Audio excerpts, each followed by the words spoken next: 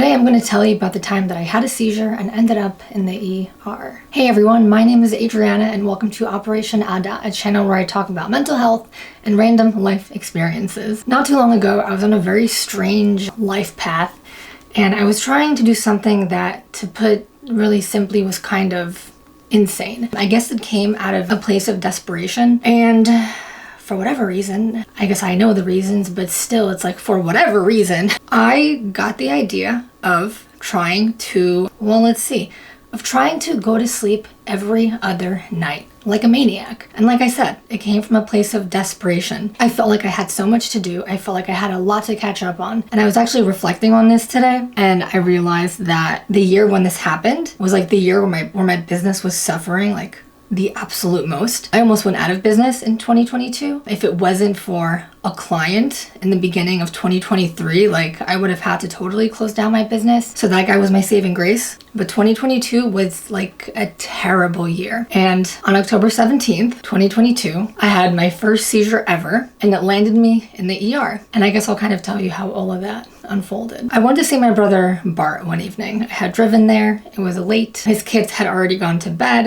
his wife too. The only person still like awake and, you know, lucid was him. And I went to go see him and I was tired. I've learned that if I'm not gonna sleep, that I'm not gonna drive, because it's a really bad idea.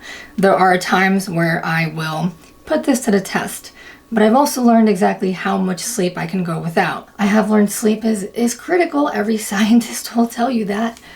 And for a long time, apparently, they didn't know why we really needed sleep. And then more recently, they learned that the brain goes through this process where it has to like detox a buildup of things, names I cannot think of now. And the less sleep you get and the less often this like detoxification phase happens, like the more likely you are to develop like some serious illnesses later in life, including things like dementia, yada yada, stuff like that. It's really critical to like optimal functioning. Like, you have to sleep. It's essential. You can't live without it. You will go insane. And, you know, if you want to look into that, you know, I'm sure you can read tons of experiments on that. And I guess I kind of ran my own experiment with myself, putting this to the test. So I went to go see Bart one evening. I already hadn't slept the night before, and he knew I was exhausted. I still had some work to do when I went home before I would like allow myself to go to sleep. And I can't remember if I asked for a cup of coffee or if he offered it, but he made me a cup of coffee, because even though I was there, like, I still had to get back home and make sure I got there safely so I could just, you know, either do my work, lay my head to rest, or, you know, a little bit of both. So I drank this coffee, and then it all began. So this apartment that Bart had, it was like an open floor layout. So like you could be in the kitchen and like look into the living room at the same time. And so we were having some conversation. You know, I was sitting at his like kitchen island having a cup of coffee. And at this point he had like walked into the living room. And, you know, I guess he had asked me something and I stopped responding, and he turned around and he saw that like I was basically like seizing, like I was shaking in this like bar stool. He said I had like a very blank expression on my face. And the thing that worried him the most was that like I was gonna fall and like crack my head open, you know? So immediately what he did was like he picked me up and he like laid me on the floor so that I wouldn't like fall. And because I've never had a seizure before, you know, he was freaked out. I was definitely freaked out, but not conscious of the freak out yet. He tried to like watch me, see what's going on. And when he noticed that I had stopped breathing, he performed CPR. He called an ambulance. I think he called an ambulance right away. You know, some of the details of this moment get blurry, especially because it was from his perspective, not mine. But I remember him telling me that like the ambulance got there so fast, like he couldn't believe it. He said like within 3 minutes of him calling, which I think is like wild and very impressive, of course. And so, you know, I don't know why it happened. He didn't know why it happened. I mean, my family knows that I take like different psychiatric medications. They know that I'm on Adderall. I definitely pushed it to the limit with like not sleeping. I don't know, for a while I just thought it was kind of like fun to see like how much can I push that boundary. But it's not really all that fun. And maybe some people find ways to do it sustainably, and maybe I have in a way now. But back then I really was so careless. So when the seizure happened, like my brother the EMT, like they both thought that like I had OD'd. They thought I had a heart attack, just, you know, straight up. And until we got test results back at the hospital, like I thought that too. Back at the apartment when they were putting me on a stretcher, I had a moment where I was kind of like regaining consciousness ever so slowly. And I heard my brother laughing. And I guess as I came to, you know, I also realized like the EMT was laughing. And I remember like really not liking him. I guess I didn't like in that moment that like he was laughing or that he had a sense of humor. With my brother, it's like it always kind of eases me and calms me to hear him laughing. So that's like always a good thing. But what, you know, like I guess what bugged me was like the thing that they were talking about was like, I remember the EMT saying something like, you know, this is what happens when you just get carried away. And I think he said something like, this is a sign of like when you've done too much of something, you know, because they were just going off of the assumption that like, hey, this chick just really overdid it, right? We spent about 24 hours in the hospital. Bart was by my side the entire time. He is like the best brother ever. Both of my brothers are like the best brothers ever. I mean, dude, the emergency room was full. They really had like no place to put me. So they put me in this bed that was like pushed off to the side of like some random hallway. It took a while to get all the test results back. And when everything came back, it turned out that like I didn't have a heart attack. I didn't OD, that it was a seizure. And that oftentimes when one has one of those, like the cause is unknown. Just like it was in this case, the cause was unknown. Despite this, despite it being proven that it wasn't an overdose, like back home, I was still kind of treated like I did OD. Like my birthday was 2 days later. I didn't even have a birthday that year. I think everyone was just so freaked out by like what happened. Like they couldn't even like think of it. I think me just having my life was enough for everyone at that point. The fact that like I didn't die, that I survived that experience, I think was just like, that's her birthday present. That was like, I feel like the unspoken atmosphere of everything that happened. But so when this happened and we found out that it wasn't a heart attack, it wasn't an overdose, it prompted me to want to learn more. I ended up going to like 2 different neurologists to get more information. And like I explained the scenario like as honestly as it happened. I explained like, look, I was not getting a whole lot of sleep. I think I was trying to sleep every other day. When this happened, I'm not sure how long I had gone without sleep. I told them how much Adderall I think I might have taken. I think I might have taken like, I don't know, dude. Within like a 2-day period, maybe like 8. And imagine like not sleeping between that, like not really wise at all. And I told them it's possible that I took the following day's dose of Wellbutrin too soon. And that's where both of them were like, oh, Wellbutrin. Okay, I have your answer. And both of them basically, they heard about the Adderall. They heard about the amount of Adderall. They heard about the lack of sleep. Regardless of that, they're like, it's the Wellbutrin. And I've been on this medication since, oh my God, since 2017. And it wasn't until 2022 that, I don't know, a specialist finally thought to tell me like, oh, by the way, high doses of Wellbutrin can lower the seizure threshold. I'd say the most like eye-opening part of this was like, I guess the fact that like, hey, I had a seizure, you know, I don't have seizures, like I've never had one before, it's not in our family. And remarkably enough, and disturbingly enough, no specialist, no prescriber ever thought to tell me this. And that I find to be just shocking. What the fuck? Like, how is that even possible? Like, how's that possible? You know? I mean, you know, the interesting thing I feel is like, for most of the time that I've been medicated, I've also been on lamotrigine. So my hypothesis is the reason I never had a seizure up until this point was because while I was taking Wellbutrin, I was also taking lamotrigine. So you have something that maybe lowers the seizure threshold, but when you pair it with an anticonvulsant, you would think it will probably like, you know, negate any potential consequence. And I think that is what happened. But so what was so unique about this was like, you know, during this time I had actually gotten off of my lamotrigine, like my doctor had to like titrate down the medication because I was going to try lithium for a 3rd time to see like if I can finally like if my body will like accept it, if, you know, if it can work for me. And I think it was actually getting off of the lamotrigine, then taking the 2nd day's dose of Wellbutrin too soon that triggered the seizure. So I was taking 300 milligrams of Wellbutrin. I've taken that dose for a long time. I kind of was happy at that dose. In some moments, I did feel like a little bit too zombified. It definitely like dampens the emotions, but I guess to give you an idea of like how effective the medication is, man, despite having this experience and against the recommendations of these two neurologists, like I'm still taking it, but I cut my dose in half. Both of them were like, hey, I think you should stop taking it. It's kind of a little bit risky. And oh man, I don't know. I feel like it's equally risky to be off medication that's been really effective for you. Because when I'm not medicated, well, I get some pretty like terrible ideas in my head about whether or not I want to like exist on this planet. So given like how effective Wellbutrin was, I thought, oh my God, I can't imagine myself like coming off of this medication. But I think I can live with lowering the dose. So that's pretty much what I did. I've stuck with that and I think it's been good. But yeah, so imagine like having taken 300 milligrams a day, and I was on extended release. I'm still on extended release. Now I'm just on 150. But imagine taking 300 milligrams, taking the next day's dose too soon. And now you've got like a 600 milligram combination. I mean, that's a lot of fucking medication. That's a big ass dose.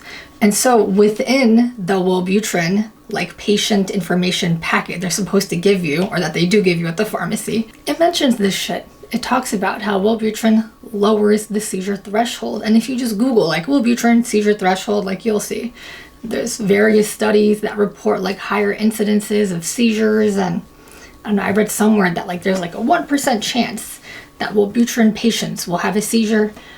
I don't know if that number is accurate. I need to do some digging, but man, it was fucking scary.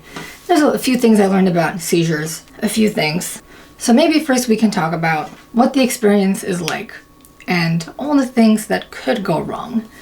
So I actually once dated someone back when I lived in Staten Island that had epilepsy. He had seizures regularly. Man, I'm talking like at least once a week.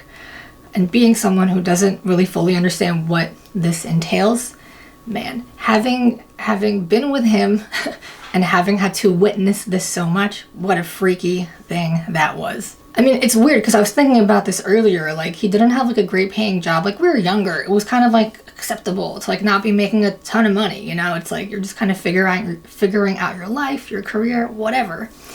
So he didn't have the best paying job. He didn't have insurance, but it's kind of hilarious because you can have like a really shitty income and still get Medicaid. And Medicaid's pretty fucking decent insurance. I don't know why that wasn't an option for him, why he didn't think about it. But I remember asking him, like, you know, if you have a seizure, like, should I call an ambulance? And he's like, no, please. He's like, please, no matter what, do not call an ambulance. He's like, I don't want the hospital bills. Like, I can't handle that. I can't afford that. And I was like, oh my gosh, okay, fine. That's your advice. I guess I'll follow it. If those are your strict instructions, I guess, like, I really don't have a choice, right? There were many moments when we were together, like just at my place, making dinner, hanging out, whatever. And like, he would suddenly start seizing and it would just be such a crazy thing to like witness.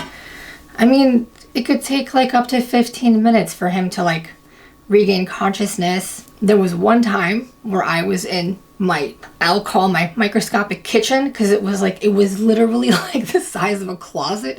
It was hilarious. I mean, the rest of the layout of the apartment was awesome. And that's why I was like, I don't know if I can forego the kitchen, but maybe it's worth foregoing the kitchen. There was still remarkably enough room for a fridge, a teeniest, tiniest counter you could imagine, room for a sink. But like only like really one person could kind of fit at a time, and like you could move around. You could do a 360, but like not a lot of space. So I was in my microscopic kitchen. I was doing something. My back was turned to him. We were talking, and kind of like what Bart experienced, like, you know, he stopped responding, and I thought, what the fuck's with this guy? And I turned around, and it does feel like a cartoon, but I swear this is like really how I remember it happening. I don't think I'm exaggerating, because I swear this is kind of like what I remember seeing. I turn around, and what I see are like his feet in the air. And there's just like a loud thump, you know, and like his body just hits the floor. And when you seize, like you do typically like really stiffen up. Man, but I thought like when that happened, like, oh my God, like this could be disastrous. Like he must have hit his head so hard. I checked to see if he was bleeding. I don't know. I guess like to an extent he was lucky, because at least while I knew him, Like nothing bad ever happened to him as a result of the seizures. There was another story I heard that my best friend Jenny had told me. She knew this girl who had this boyfriend, and they had gone to a Tony Robbins seminar together. I love Tony Robbins. But so they went there. This guy has a fucking seizure. The ambulance doesn't get there quickly enough. I wonder what that even means. Like, I wonder how long it took. I don't know. I don't have those details. But that guy is now like permanently like, he has like permanent brain damage, and he is like mentally challenged as a result. Like his life has never been the same since. And I've certainly thought about like all the things that could have gone wrong. Like I could have been driving. I could have killed myself. I could have killed a family.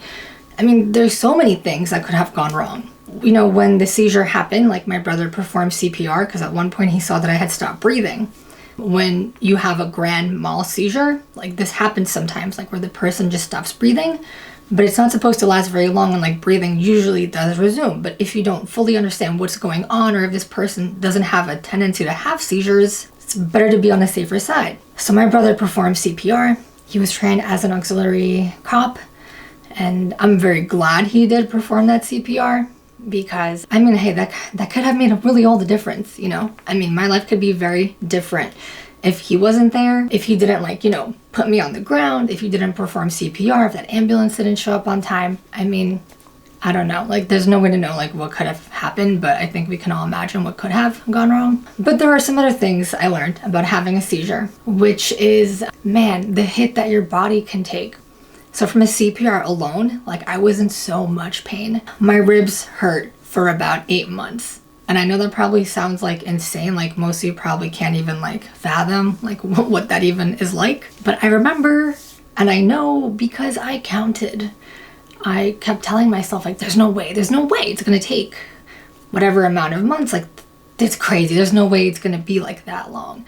But it took that freaking long to get like completely back to normal, as in like no pain. In the beginning, it was the worst. I felt pain with every breath I took. I felt pain with the laughing. I had to like be careful to not like react too physically, like via laughter. I guess that was like the most unfortunate thing, because like laughter is a gift, you know? And then the other crazy thing I learned is that sometimes when you're having a seizure, your shoulders can start to dislocate.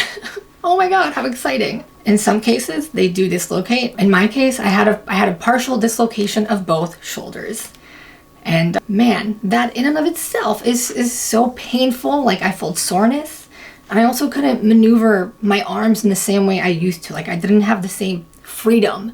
Like if I tried, the shoulder might kind of like pop in a weird way.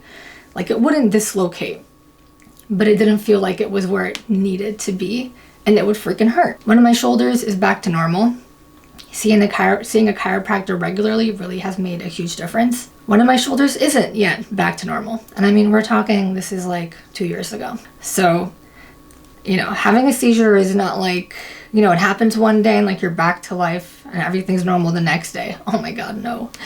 This shit can be like traumatic on your body. So that sucks. The reason I felt that this was so critical to talk about on my channel is because the only reason I had this seizure really is because of the medication that I took. It's psychiatric medication, Wellbutrin. I mean, Wellbutrin I would say is like one of the most impressive medications I've ever encountered. I don't know who formulated it, but it's a pretty fucking brilliant chemical creation, I would have to say. They use it for smoking cessation. It's prescribed for binge eating disorder, and I have to tell you, like, I used to binge eat like a maniac. You know, emotional eating, like this shit happens. And it's helped me in tremendous ways. Like I wasn't prescribed Wellbutrin for binge eating. I was prescribed Wellbutrin for depression. And it's really helped the depression. I feel like I just don't get as like low as I used to, but it's great for binge eating. I can't really comment on it helping with like ADHD. I don't feel it's really helped me at all in that sense, but some people say that it has. Yeah, but really what troubles me the most is like, you know, within the last 10 years, like I've moved around a lot. Like I haven't left New York, but like, you know, at one point I lived in Staten Island. At one point, like I worked in Manhattan. At one point I lived in like Suffolk County, Long Island. You know, now I'm living in like Nassau County. So I moved around a lot. And whether or not I had a car at the time, like would dictate like what doctors I would or would not see. I also had some experiences with like insurance changing, you know, so like when I was no longer on my father's insurance, like I had to seek other professionals to help me. I've lost count of the amount of providers that I've seen, and it, to this day, like I'm shocked, man. Like it's shocking how uneducated some of these people are.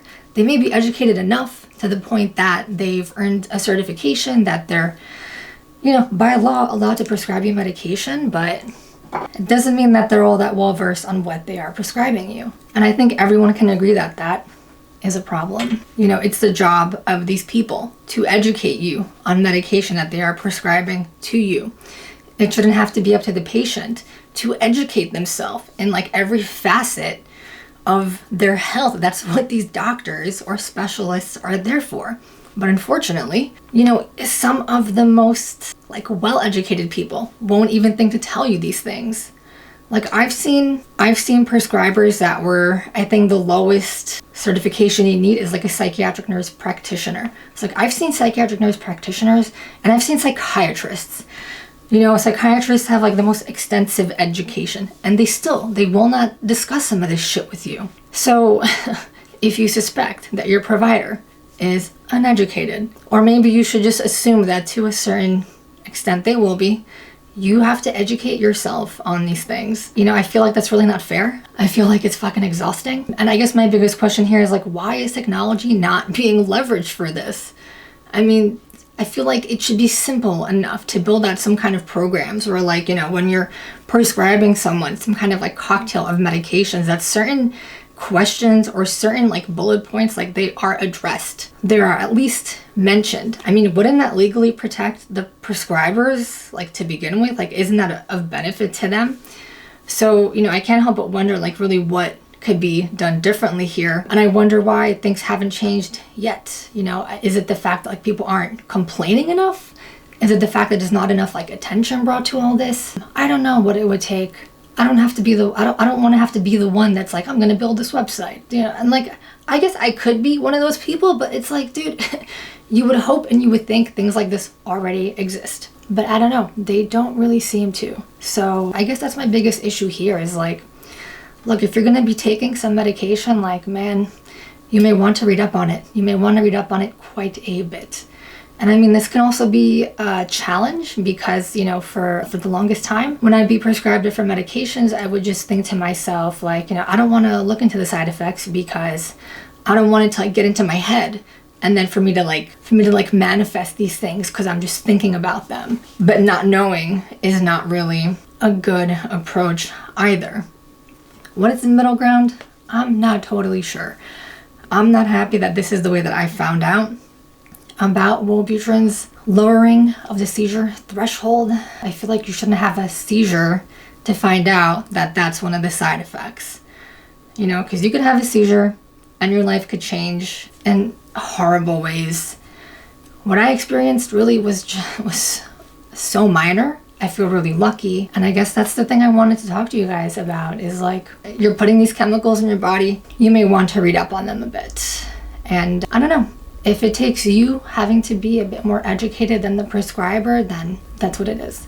And maybe you guys can give me some of your own ideas and you can share some of your own experiences. Like, so has something like this happened to you? Like, have you had a seizure as a result of medication?